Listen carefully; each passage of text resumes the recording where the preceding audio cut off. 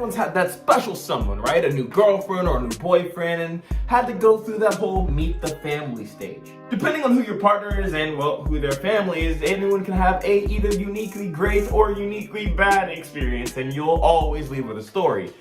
And that same thing applies for the Zulu warriors. Except their meet the parent stage is more like a family versus family war. And during this war, they encourage other people to join in on the family versus family Zulu stick fighting war. And that's not even the only reason Zulu stick fighting is pretty cool, so let me tell you more about it.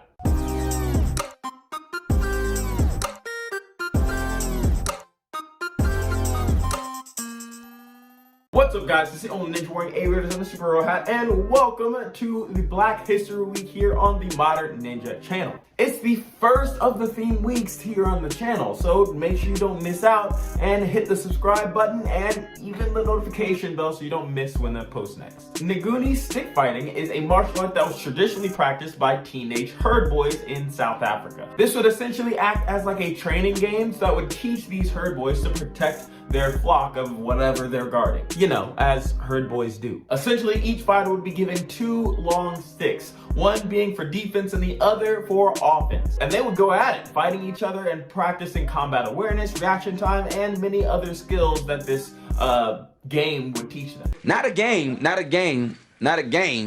We talking about practice. And they had to get really good really quickly because there was basically no armor used, no protective leather, just, you know, going in at it. So you would feel every mess up, every miscalculation, and every slip up. So obviously they learned pretty fast. Now, although traditionally Nguni stick fighting only uses two sticks, variations quickly popped up all around South Africa, eventually leading to the incorporation of shields as part of the arsenal of the Zulu warriors. Now, did you know that the Zulus aren't actually professional warriors? Like the Spartans are professional warriors, the Marines are professional warriors, but the Zulus were more like a militia. I know, even I didn't know that until researching this video.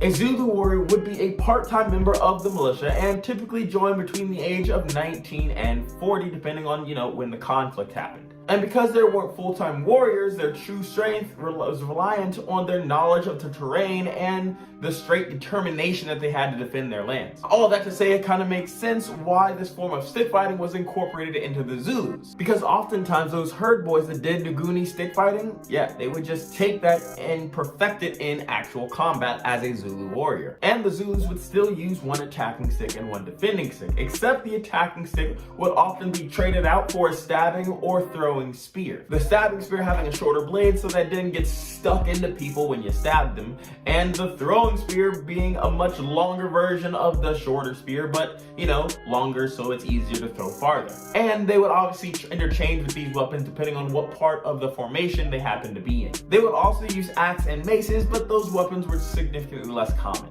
But their attacking side was not the only part that was traded out. The defending stick would also be traded out for a shield. Specifically, one of like 5 different types of shields, but most notably the, and I'm gonna butcher this, the Ishilangu shield. This being a 5-foot long battle shield made out of cowhide. Now, this was very tough and durable.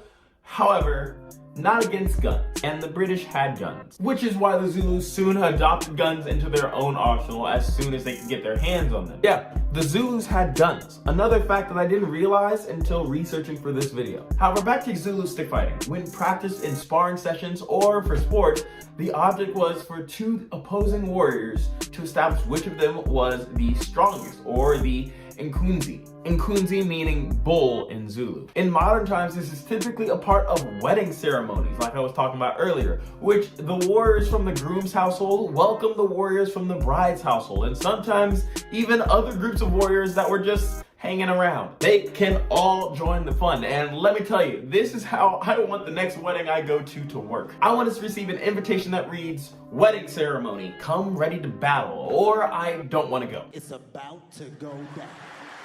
They would even have an Nduna, or a war captain, to serve as a referee and make sure everyone stays okay and nobody dies. So we can be safe. Please, someone, make this normal in the US. But with that, make sure to not mess up the rest of Black History Week here on the channel. And remember that my name's DJ Moore, this is the Modern Ninja, and I'm out.